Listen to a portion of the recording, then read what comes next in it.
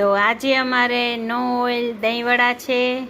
તો કોમેન્ટ કરજો, લાઈક કરજો, સબસ્ક્રાઈબ કરજો તમારે ડિનરમાં શું છે.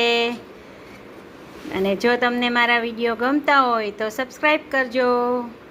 અંબા અંબા. આજે આપણે ઓઇલ વગર દહીંવડા બનાવીએ છીએ. તો એના માટે મેં એકલી અડદની દાળ છે. અડદની દાળને 2 કલાક પલાળી અને પીસી લીધી છે. બહુ પાણી નહીં રાખવાનું, થોડું થોડું પાણી કરીને જો આવી એકદમ જાડી પીસી લીધી છે. અને હવે છે ને આપણે મીઠું એમાં પહેલેથી એડ કરી દીધું હતું અને ચપટી જેવો સોડા એડ કરવાનો. એકદમ ઓઇલ વગર બનાવીએ છીએ.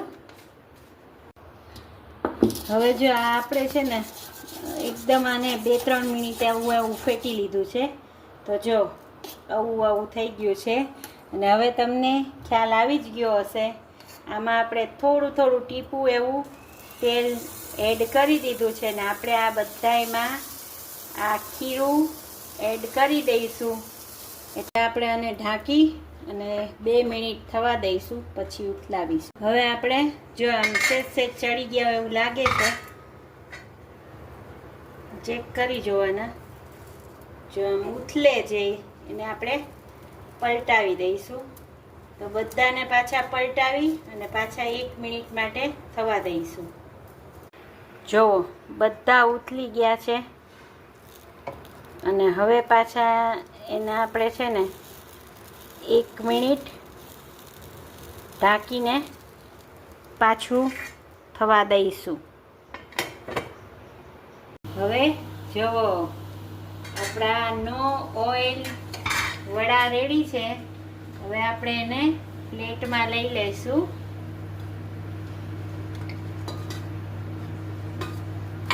એકદમ મસ્ત થઈ ગયા છે. પછી ઠંડા પડે એટલે આપણે એને પાણીમાં એડ કરી દઈશું.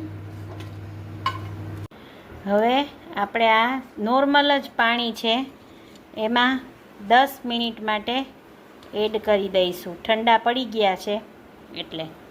હવે જો આપણે આ પાણીમાં 10 મિનિટ રાખી દીધા. અને હવે જો આવી રીતે એને આપણે બધા એકદમ જો સોફ્ટ થઈ ગયા છે, બરાબર. હવે આપણે જો આ દહીંમાં અંદર ખાંડ, મીઠું, મરચું બધું એડ કરી દીધું છે. અને ઉપર જો તમારી પાસે ટાઈમ હોય તો આવી રીતે દહીં નાખી અને તમે ફ્રીઝમાં અડધી કલાક રાખી દો ને તો એકદમ ઠંડાઈ મજા આવે. તો આવી રીતે ઉપર દહીં એડ કરી દઈશું આપણે.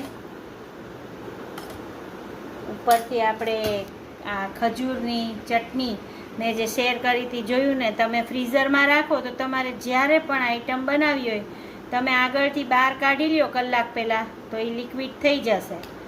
અને ઉપરથી કાજુ, બદામ તમને જે ભાવે એ દાડમ, કોથમીરથી ગાર્નિશ કરી શકો છો. એકદમ ડિલિશિયસ આપણા નો ઓઇલ દહીંવડા રેડી છે. તો ચાલો નો ઓઇલ દહીંવડા ખાવા. આજે અમારે ડિનરમાં